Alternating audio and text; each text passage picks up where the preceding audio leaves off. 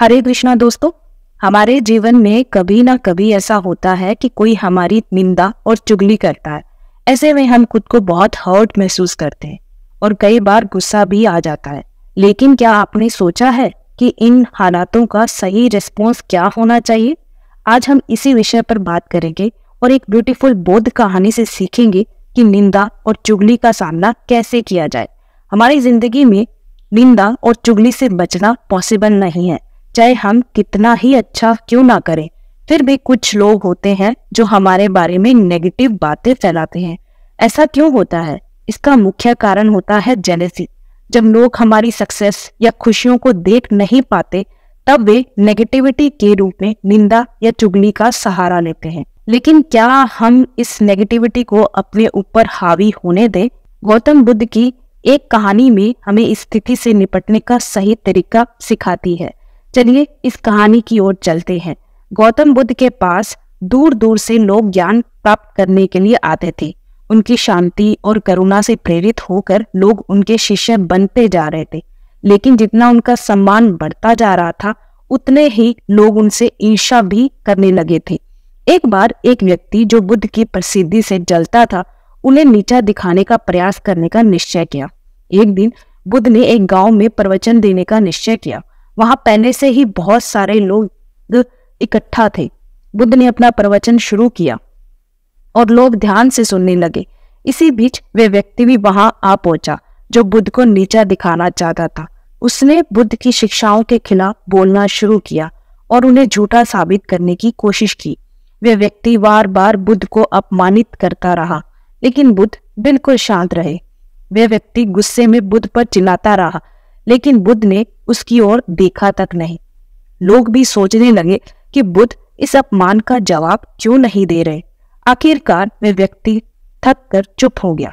जब बुद्ध ने धीरे से मुस्कुराते हुए उससे कहा, यदि कोई व्यक्ति किसी को उपहार देने आता है और वह व्यक्ति उसे स्वीकार ना करे, तो वह उपहार किसके पास रहेगा?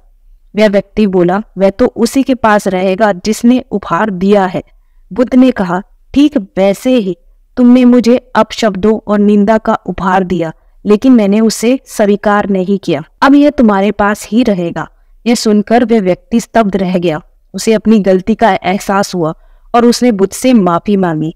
बुद्ध ने उसे माफ कर दिया और उसे समझाया कि जो व्यक्ति अपनी गलती को समझ लेता है, वही असल में बुद्धिमान है। निंदा और क्रोध का कोई अंत नहीं है, जब तक कि हम खुद उसे रोकने का फैसला ना कर ले। ये कहानी हमें एक बेहद महत्वपूर्ण शिक्षा देती है कि जब कोई हमारी निंदा करता है या हमारे बारे में गलत बातें करता है, तो हम उसकी नेगेटिव बातों के प्रभाव में आ जाते हैं और हम उस नेगेटिविटी का जवाब देने लगते हैं। बुद्ध का संदेश साफ है, निंदा और चुगली तभी हमें चोट पहुंचाती है जब हम उसे स्वीकार करते हैं। यदि हम शांति और धैर्य से उसका सामना करें और नेगेटिविटी को खुद पर हावी ना होने दें, तो वह व्यक्ति अपनी नेगेटिविटी में ही उलझा रह जाता है। कैसे करें निंदा का सामना?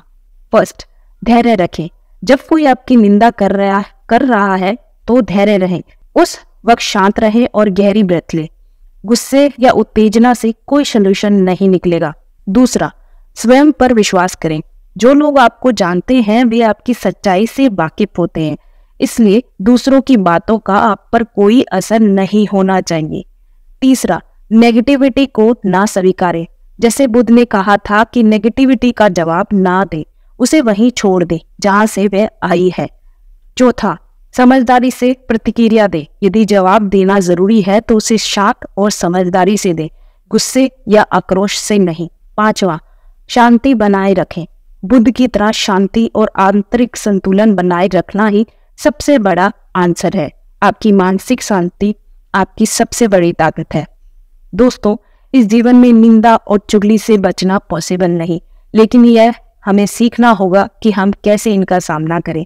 बुद्ध की शिक्षाओं से हमें यह सीखने को मिलता है कि शांति और पेशेंस ही हमारा सबसे बड़ा हथियार है। जो लोग हमारे बारे में गलत बातें करते हैं, तब भी हमें अपने पीस और आंतरिक संतुलन बनाए रखना चाहिए। आशा करती हूँ कि ये कहानी और ये बातें आपको इंस्पायर करेंगी और जीवन में नेगेटिविटी का सामना करने के लिए एक नई डायरेक्शन देगी। यदि आपको हमारा ये वीडियो पसंद आया हो तो कृपया इसे लाइक करें, अपने दोस्तों के साथ शेयर करें और हमारे चैनल को सब्सक्राइब करें और बेल आइकन को प्रेस करना ना भूलें ताकि हमारी आने वाली वीडियो की नोटिफिकेशन आपको सबसे पहले मिले। धन्यवाद। राधे राधे।